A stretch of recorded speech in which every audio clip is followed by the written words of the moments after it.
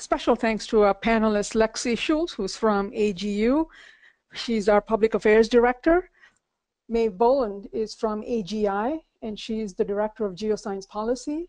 And our third panelist is Liz Landau, also from AGU, where she's the Public Affairs Manager. So take it away, Lexi.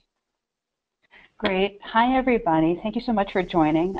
Great to see some familiar names and also some of those who don't yet know me. For a few of you, this is going to seem fairly familiar, but what I'm going to be talking about is what's been happening with the fiscal year 2017 federal science funding and also what's coming up for 2018. So first, I just want to say, yes, in fact, we have official spending bills, no longer a continuing resolution for fiscal year 2017. That means we have guidance for each of our federal science agencies for all of 5 months. Yay! But we actually, the President signed the fiscal year 2017 Omnibus Appropriations Bill into law on May 3rd, and that includes all of our federal science agencies. So I'm not going to go in tremendous detail, but next slide. I'm just going to show a few slides to show you how a few of the science agencies did. So what you're going to see across the board is that there was no major phenomenal changes, no huge either plus ups or plus downs, but generally subtractions, but across the board, the science agencies did okay. It's mostly flat funding. It's mostly not the types of increases we'd like to see, but this gives you a feel for where there's a little bit down overall for NOAA. The Ocean Service saw a little bit of bump up. The Ocean and Atmospheric Research saw a little bit of a bump up.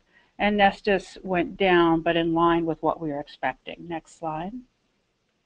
For NASA, you see again a little increase. Planetary science saw the biggest bump up overall. That reflects congressional priorities for Europa and Mars. Earth science was flat, but didn't see the big cuts that we might have feared. Next slide.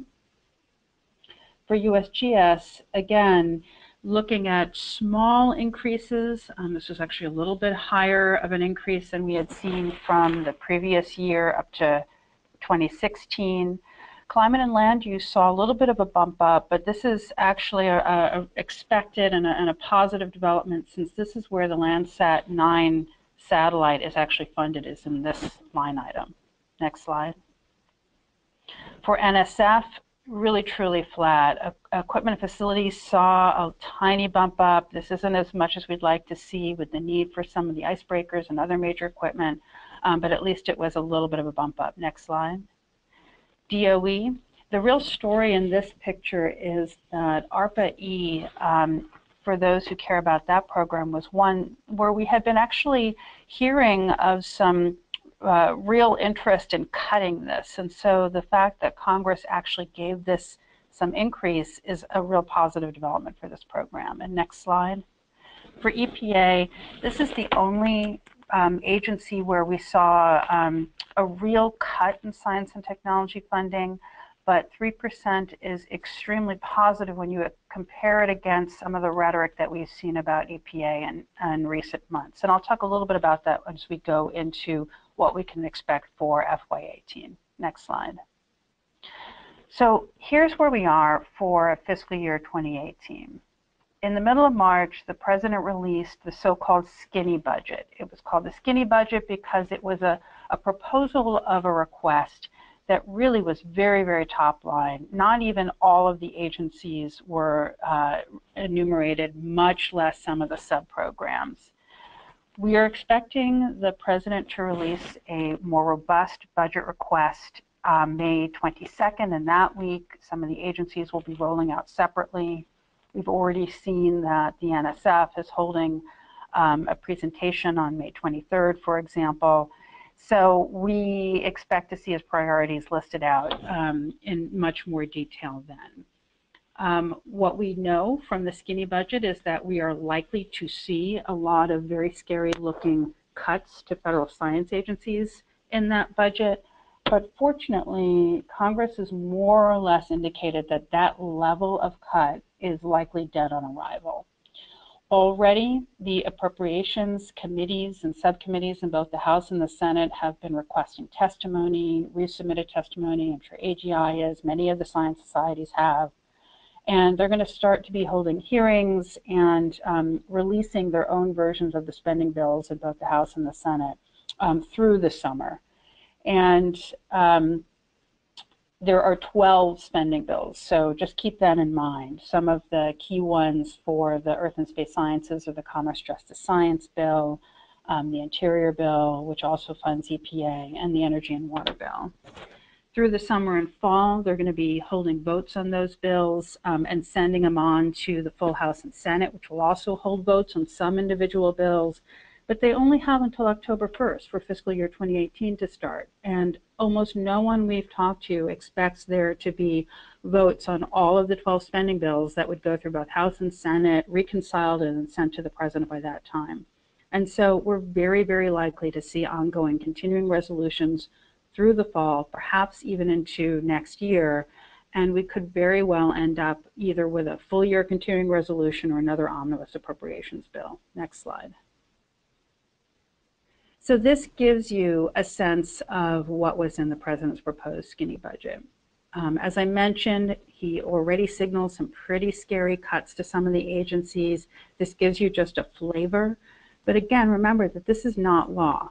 This is his request, and Congress is the final say in the process. Next slide. So I'm going to show you a few graphs just to give you a sense of how some of the agencies are doing overall. I've included in here some of the requests that AGU has made. You'll see for NOAA, we've requested more than a 7% increase for FY18 over FY 2017. And that red dotted line shows you what the skinny budget would be. So you'll see it's a pretty big drop off. Next slide. This is the version for NSF. We're requesting a 7% increase up to $8 billion. 6.7 would be a pretty significant drop off. Next slide. And similarly with NASA. And again, this just gives you a flavor, and I'll show you the next slide, which is USGS. And one thing to point out is that even with the number that they've proposed, so 900 million was the skinny budget request versus their FY17 of 1.09. Our request is 1.2. This reflects the fact that USGS has been really flat for quite a long time. But 900 million doesn't even give the full picture of the fact that in real dollars, their spending, their buying power would be the lowest in recent history. Next slide. So this gives you a flavor for that. If you look at 2010, so I want you to notice that we're starting at 0, and all of these lines for all of the agencies are down from 2010. So we are really not keeping up with where we have been. We are not increasing our investments in science the way we'd like to see. The only thing that's really even gotten back to 2010 are some of the programs within DOE. Next slide. This gives a slightly different picture of that and shows you how flat we've been, even since 2006. Again, this is not where we would like to see science funding overall. Next slide. This is a little bit of an interesting slide to me. It shows where the U.S. is in comparison to some of our other countries. So this is national R&D intensity, which means how much we're investing in research and development as a function of our overarching economy. So it's a comparison. And what you'll see is that the U.S. has been pretty flat as compared to its overall economy, but compare that to some of the Asian nations shown on this graph. So South Korea is investing more as a function of its economy. China, down there in dark red at the bottom, Taiwan, Japan. So it shows you that we are at risk of falling behind some of our international friends. Next slide. So this is my last slide for the moment. This gives you a little bit of a sense of why we believe that we as scientists really need to speak up for science, for the scientific enterprise, and for science funding. The purchasing power for agencies like NASA and the National Science Foundation are down. non-defense discretionary. So this is all discretionary spending, so all non-Social Security spending and so forth, not including the Defense Department, is $2 billion less than it was in FY16. And this is where all science funding sits. And then when you compare that to what we're facing as a nation, so just to pick out one statistic, weather-related natural disasters in the U.S. have more than tripled since 1980. And obviously science has a very, very significant role to play, and the federal science agencies have a significant role to play in helping us address some of these issues and to understand them better, to protect our lives and our property. But we're not keeping up with that investment. So I'll stop there and turn it over now to Liz. Great. Thanks so much, Lexi. That was a great update. I'm going to go ahead and give a legislative update here to show everyone what might be coming up in both Congress and through the administration and what has recently passed. So I'm going to start with a little bit of a Schoolhouse Rock refresher. Please don't bother reading all of this detail. I'm really putting this up because the point is there are a lot of steps for a bill to become a law. And you either need some bipartisanship or a very strong majority in order to pass bills in Congress. So while Congress has very broad power, as we're all aware, they don't have a very easy path to passage of any particular law. And as an example, this is how many bills were introduced versus how many were passed in the 113th Congress a few years ago. So you can see that over 9,000 bills were introduced, and only about 5% of those passed at least one chamber, about 465 bills. And then only 3% of those introduced actually became law, or under 300. So you can see, even though there are many bills that are being introduced today, not that many of them are actually going to make it to become law. I also want to make a note of another key way to pass laws, which is through the executive branch.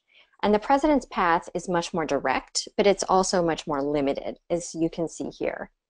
I'll focus on a couple of the main ways that the president can change laws through executive orders and federal rules. And we'll look at a couple that have come up recently that will probably affect scientists. So I'm going to start with the congressional side of things, where there's a lot going on right now.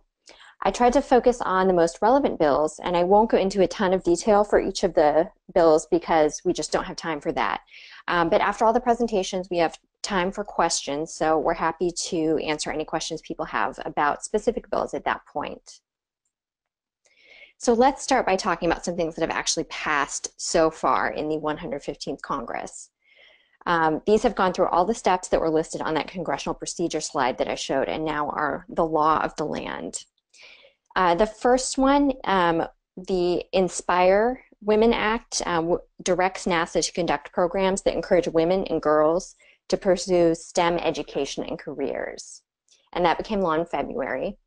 And the second one I have listed here directs NOAA to prioritize weather forecasting research and grants. And it also includes tornado warning and hurricane forecasting improvements specifically. This one was signed into law in April. And now we have a bunch of bills that are currently in progress. I'll just give a slight recap of these. You'll notice they tend to group into two categories, one related to hazards and one related to scientific integrity. This is really just kind of showing what is a hot button issue on the Hill right now and what members of Congress are interested in getting behind. So the Space Weather Research and Forecasting Act, that would coordinate development and implementation of federal government activities to improve our nation's space weather preparedness. And this would involve NASA, NOAA, NSF, the Office of Science and Technology Policy, as well as the military. The next one is the National Landslide Preparedness Act, which would establish a landslide program that would identify hazards, respond to events, identify research priorities, and develop landslide hazard guidelines. It would also require a report to be published every 5 years, which would include a national strategy for landslide risk reduction. And then the next one, the Volcano Early Warning and Monitoring System Act. This would direct USGS to establish a national volcano early warning and monitoring system. And that one has also been marked up by the committee, so it's making its way through the process. The next one on the list here, the Tsunami Warning Education Research Act, is actually a bill that's been brought up before. This one would revise and reauthorize the bill through fiscal year 2021. And it would also direct NOAA to maintain the tsunami warning centers.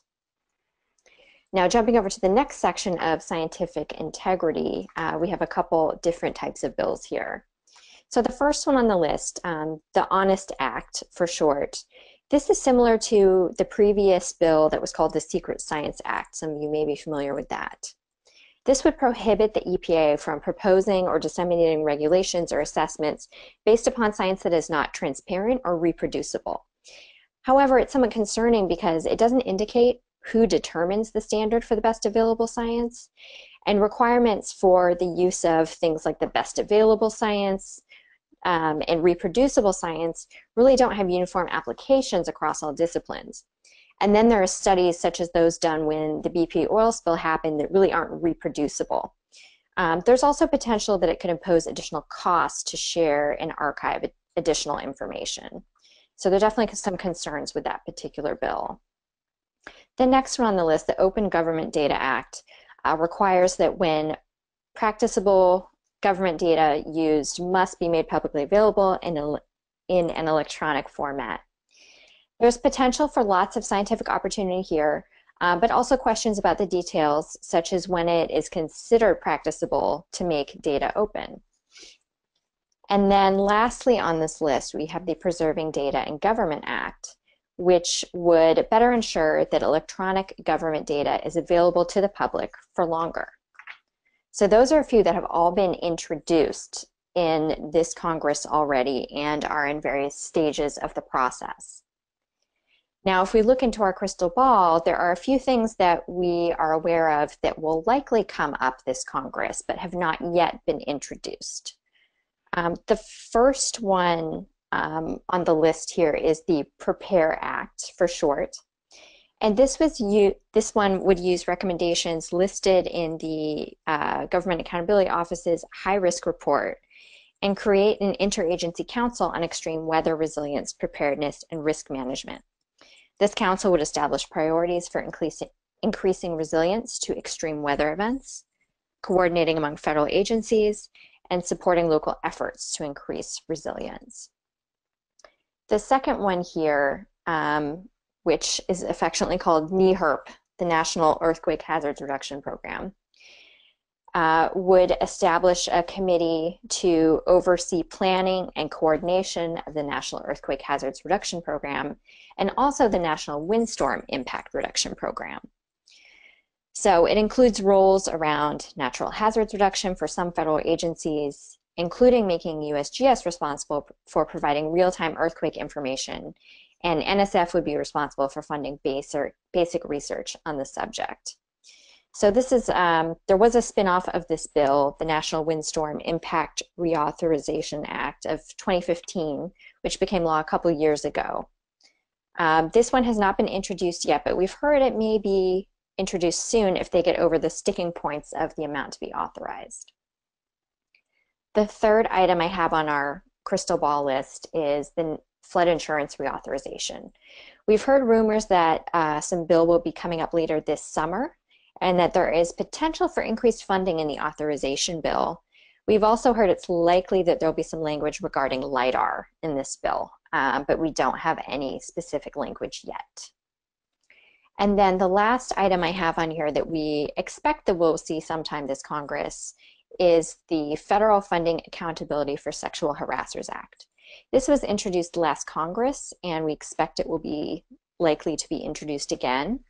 And it would amend the Higher Education Act of 1965 to require that institutions of higher education notify certain federal agencies when principal investigators at such institutions engage in discrimination on the basis of sex. So that's what we see as likely to be coming up from Congress in the next few months. I'm going to change course a bit and talk about what has been coming out of the administration so far this year. So there are just two items I'm going to focus on here, a couple of memorandums that have been issued that we think will have an impact on scientists. So the first one listed here is the Memorandum on Visas, which was released in March. And this would change requirements for an undefined subset of visa applicants.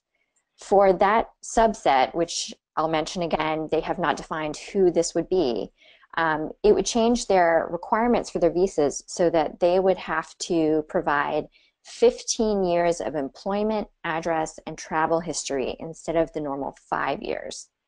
It would also ask for all social media platforms and usernames for the last 5 years, which is currently a voluntary item in the application. So this was released in April originally, but in early May they put out an emergency request for comments within 2 weeks. So those are due by May 18th now, in case anyone wants to comment on this one. We have concerns that this might be an undue burden and that it might really impact scientific collaboration internationally, scientific conferences, and it could also disproportionately affect students and younger scientists.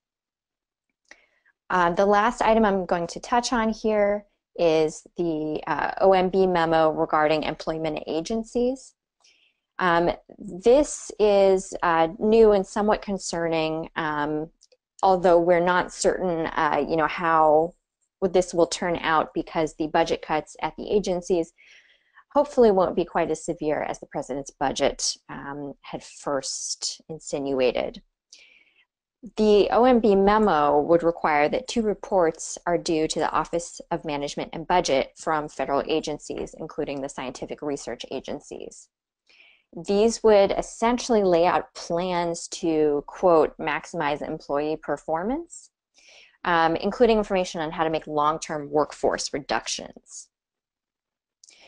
So they want agencies to identify workforce reductions over the next 4-year period from fiscal year 18 to fiscal year 2022, consistent with the funding levels in the president's budget request, which included things like a 30% reduction to EPA.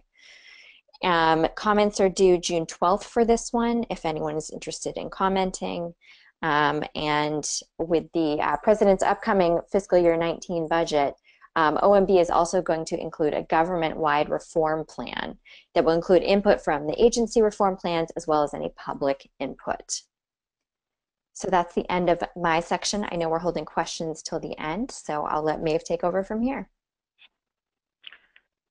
Great, thank you, Lexi and Liz.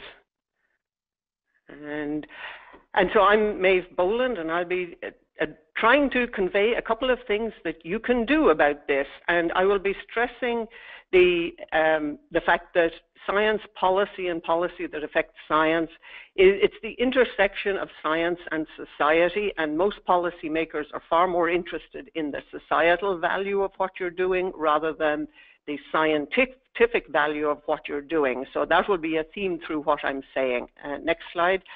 And because this is a very unique audience, department heads and chairs, I'll be stressing the department head aspects of what you can do and your role as part of an organization such as a university. And hopefully many of you are members of scientific and professional organizations. I'll go through part of what we can help you with and then touch on your role as a private citizen. Next one, please. So department heads are in a very unique position, and you can have immense influence, perhaps not directly on the line item in the federal budget, but the federal budget is a reflection of the outcome of elections, which are a reflection of the general feeling of the populace. And this is really where educators have immense impact. I would ask you to think that every course that you have, every student that encounters a geoscience department, they will go away with an impression of the geosciences. They may forget all the technical stuff you told them, but for the next 30, 40, 50 years as voters, they will have a feeling about the geosciences. Are they something they respect? Are they something they think is worthwhile? And that in turn will get reflected in the elections which lead to the policy actions that you see. So I would challenge you to say, what takeaway are people, particularly non-majors, getting from every interaction they have with your department, because that will come back in some form to influence policy. And I would say for students, particularly within the geosciences, for faculty members, for graduate students, what are the policy implications of the work that you are all doing? Just as students are expected to have an elevator pitch about the technical content of what they're doing, can they look, if they're funded by federal dollars, can they look a taxpayer in the eye and say, here is the justification for your tax dollars being spent on what I'm doing? Because this too will color the response when we make requests. And NSF's broader impacts criterion obviously are trying to address some of that. And I would urge you to look at the societal impact side of that, not just the are we diversifying the workforce within the scientific community, but the societal impact criteria on that one. Next one. So I would ask that if your faculty, your students yourselves can answer the questions of so what, who cares, why bother about what you're doing in a way that ordinary people can understand, then policymakers will be able to answer the why should we pay for this question, which is what impacts the budget. Next one. And then swapping from that rather sort of high-level thinking, as a member of a university, you have a lot of levers to increase your communication. And I would say before I go into some of those, the first thing to do is gather success stories and know why your work is societally important. And these days, that means what impact are you having on jobs, infrastructure, national security, innovation, the economy, these kind of topics. The environment is sometimes important, but right now these ones are more dominant. Next one. So when you have an idea of the story you want to tell about the geosciences, which will go out to the broader community, then you can work with your university's federal and state liaison offices. Most places have that, where their job is to communicate with the legislators and their staff. And you can piggyback on their connections and their efforts and their mentoring, but it's also important to give them your message so they can deliver it. And one of the great things about geoscience departments is that they are great places to invite people to come and visit, because you've got really exciting work going on. You have students who are excited. You've got, in many cases, projects that are relevant to a specific place, so you can relate it to a real story as to what you're doing, and that works well. But do keep your university informed if you're doing that. They do not like it if they see a senator walking around campus and they don't know they're coming. The communications office is another place where you can spread the story and get the profile of the geosciences and general support up. And I don't need to tell any of you, I am sure, the deans and your university president really do need to know your geoscience stories, so that when they are out talking to people, they can promote you and through that, the university to the broader public. Next one. And then swapping to scientific and professional societies, since that's where the three of us come from, we would welcome your involvement, and we love to hear your success stories, because we need those to promote the geosciences as well. Next one. One of the things that we do is we organize congressional visits, and I'm going to put a plug in for Geoscience Congressional Visits Days, which this year is September the 12th and 13th. And this is all, a great many geoscience societies get together, and we do the organizing. The visitors come to DC. We have half-day training and 1 day of visits.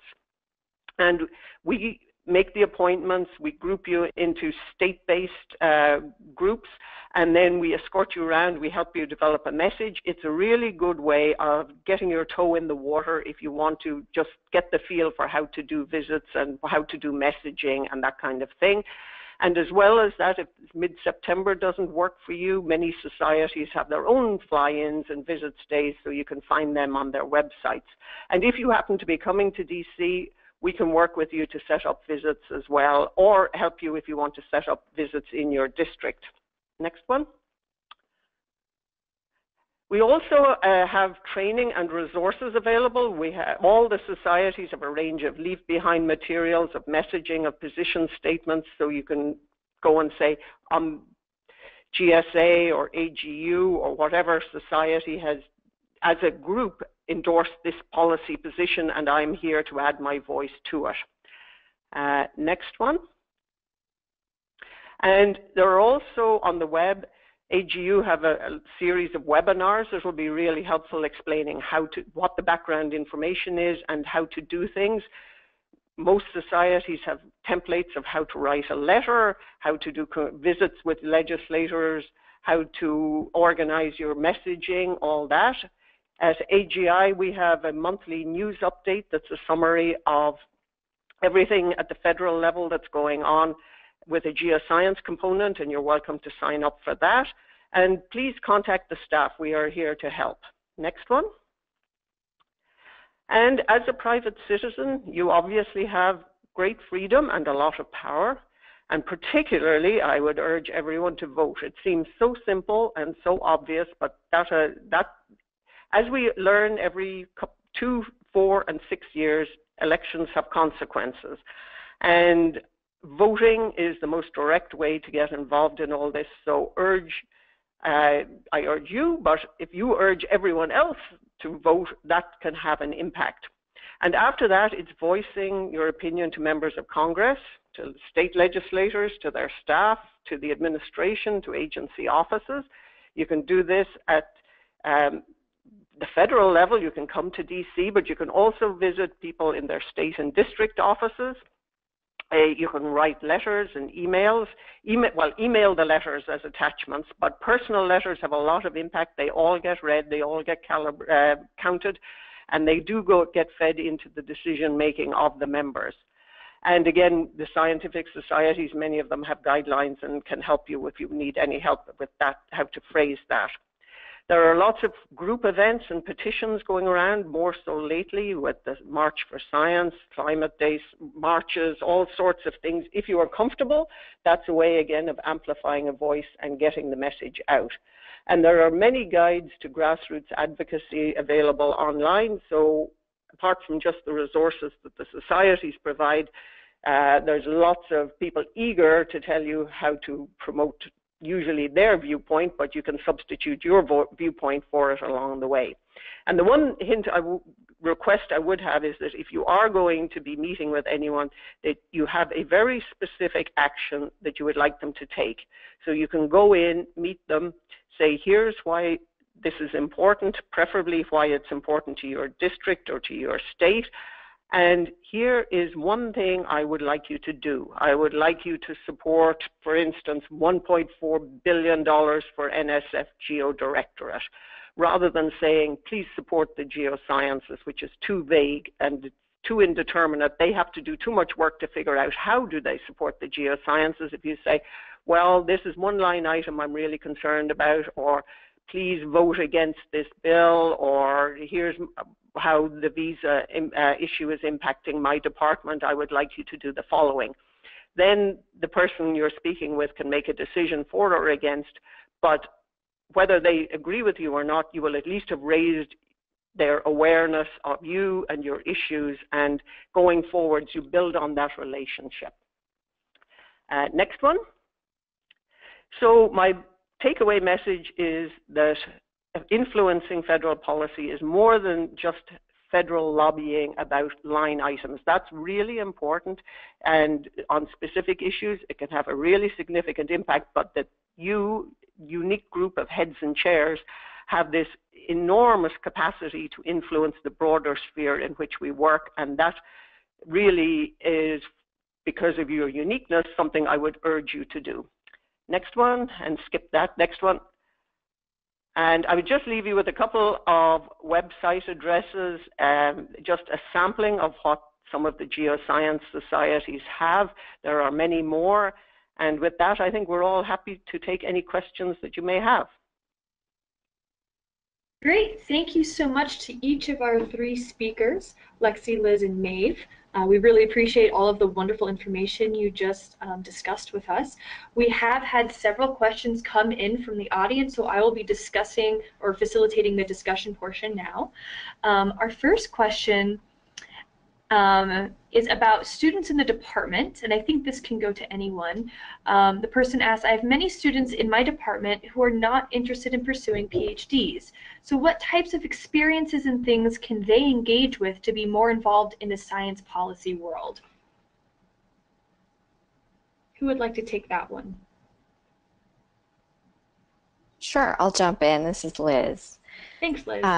There are a ton of great opportunities for students and for early career scientists, and I would recommend highly looking at some of the resources that Maeve has listed here to see what types of opportunities are available. We have things like the CASE workshop, which is an acronym that stands for Catalyzing Advocacy in Science and Education, which is a workshop in Washington, D.C., where undergrad or graduate students can come out and experience a crash course in science policy for a few days and get all kinds of training. There are the Congressional Visits Day workshops where participants can come out and visit their members of Congress and get training in science policy. There are a ton of really exciting opportunities that are open to students and those who maybe don't have more advanced degrees. And one of the best things that you can do actually is sign up to receive emails from the various groups here. AGI has their monthly emails. AGU has science policy alerts that we send out every other week, and those are chock full of opportunities for people of all backgrounds. Whether you're still a student or you are the chair of your department, we have lots of opportunities available, and that way they'll come directly to you and you'll know what's going on without having to seek us out. Great, thank you. And actually, as a good segue, we had another question. So for the Congressional Visits Days, those are indeed open to students, is that correct? Or is it only for professionals? That's correct. This is Maeve. If we graduate students, definitely. Undergraduates, it depends on. We're now at a point where we have so many people wanting to come that we ask people to apply, and so it's not. There's a bit of a selection process involved. We do give priority to people who haven't been before to introduce them to the process, but our preference would be for graduate students just because they actually have more to say and they're more engaged in what they're doing, but suitable undergraduates, absolutely. Okay, great, thank you. And we've had several questions about logistics, and we are recording the webinar right now, and we will make the recording available online so you can view this webinar at any time with the slides for free on AGI's website. So that will be made available in the coming weeks. Our next content question, I think this one might go to Liz as well. When a bill is passed, is appropriate funding provided at that time to carry out the bill? That's a great question. So the bills that I was covering in my presentation are all authorization bills, which means that they authorize a certain thing to be done, but they do not appropriate any funds for it. That all has to be done through the appropriations process. What can be included in the authorization bill is some kind of maximum amount of money or recommended amount of money that can be put towards the particular authorization action that would take place. But for it to be funded, it does have to have funds included in the appropriations bills, which was the section that Lexi covered. So just because something is passed doesn't mean that there's actually any funding to do what's required. Okay, great. There is another question. I think it's just a clarifying question. On the slide of the list of bills for hazards for the landslide preparedness, volcano warning, and tsunami warning, can you revisit that? Oh, here the question just came in. Water and groundwater are critical to human health and safety and the U.S. security. Has there has there or is there any discussion about some sort of water warning and monitoring in those bills? Excellent question. So from what I have seen so far, the landslide bill, I think, is the most likely to have some of that information in it, or some of that language in it. Mm-hmm. And I can't remember off the top of my head if there is a monitoring, but I think that that does include some language to that end. Okay. All right. And I would be happy to follow up with that individual with a little more detail or link to the language we have seen for the bill if they're interested. Okay, sounds good. I'll pass that along. Since we currently only have a fiscal year 2017 budget, is it likely that agencies like the EPA will progress on new grant making, or will they hold till a fiscal year 18 budget is in place? This is Lexi. So I think because the agencies are required to carry out the priorities in the bills that are passed, they will continue. Now, it obviously gets a little tricky. In many cases, they've been, continuing under fiscal year 2016. But I know that as they're getting ready for fiscal year 2018, the agencies are being asked right now to consider some pretty drastic cuts because they're responding to what the priorities are from the administration. So every agency that I'm aware of is experiencing a bit of whiplash. They're trying to do their jobs as they've been doing. They're trying to carry out the priorities that Congress has directed them to do, but they're also trying to be responsive to directives from the administration. So it is actually pretty confusing. But most grants, especially those that have been ongoing, should be continuing. Okay, great. Thank you so much for that. Switching gears a little bit, are there any resources, things, or booklets that AGU or AGI has that a professor can use in an introductory class to teach students about geoscience policy matters? Well, this is Maeve, and we have one which is Geoscience for America's Critical Needs, which was prepared ahead of the last election, and it outlines policy issues that the community felt were important for candidates to have opinions and policies about. It does not provide solutions, so it's a good starting point if you want to get a discussion going and say, okay, perhaps something like understanding our mineral and energy resources has been identified as a geoscience topic that should have a policy to go with it. What would that policy be? And students can take it from there. That's just one. I know it's been used in several courses as a discussion starter, and it's also been used as a recruitment tool for students saying, look, these are all the issues that you as a geoscientist can help solve. So from both a scientific and a policy point of view. So that's just one that we have. Okay, great. Is there one from AGU? Or any resources that would be suitable for the classroom?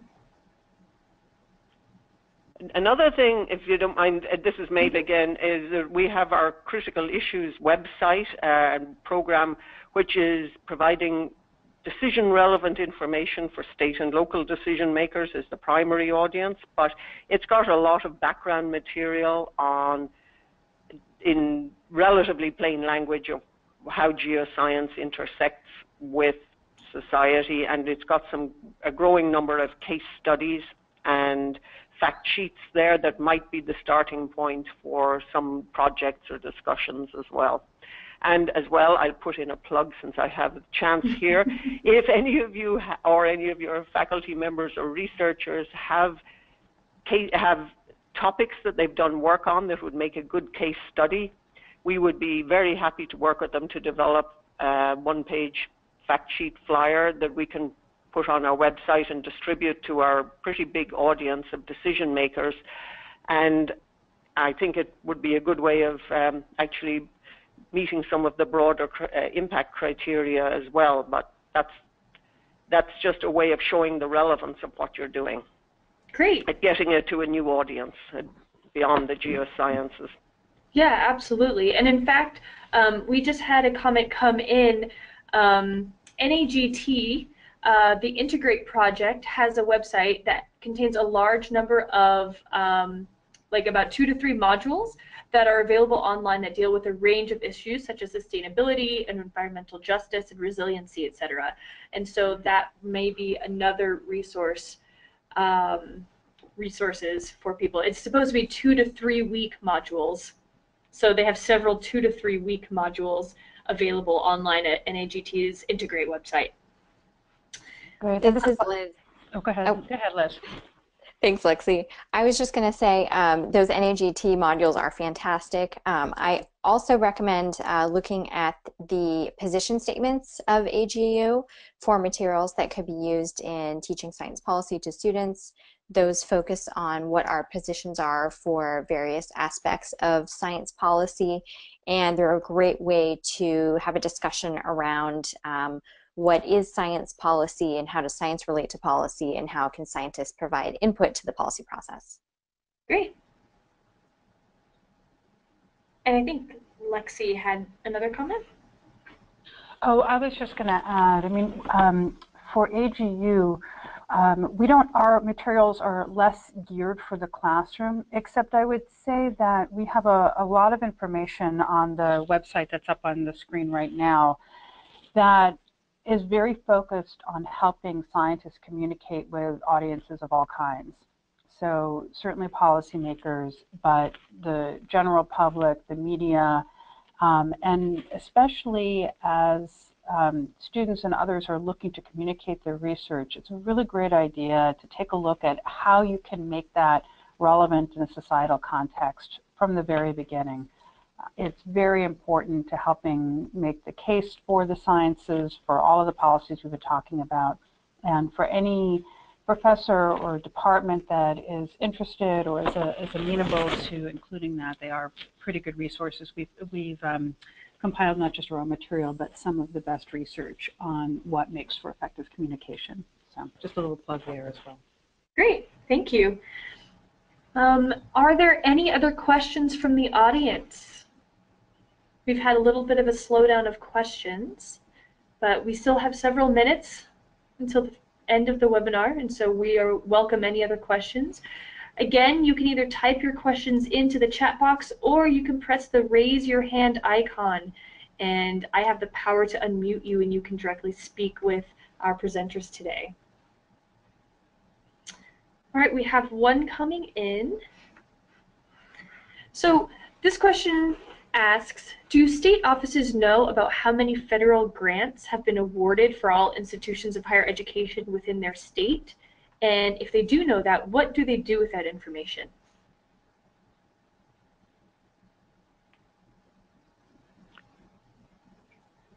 I suspect, this is Maeve, I suspect they only know if we tell them.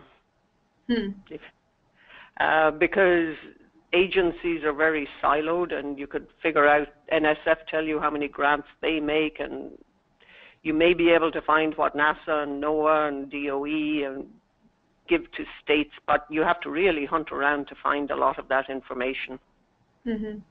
But as well as what they do with it, it's what you do with it. You can take that information, bring it to them and say, look, we are receiving this amount of money from Geo Directorate at NSF. It is employing this many graduate students. It is supporting this research in your district. It's really important. I urge you to please support it and increase it and vote for this and advocate with other members for it. So it's not just what they do, it's what we ask them to do with it, and we have to help them. If you think university departments are understaffed, legislators have next to nobody compared to the amount of issues and input that they get to deal with it. So anything you can do to make their life easier and to provide them with information, they will be grateful for that.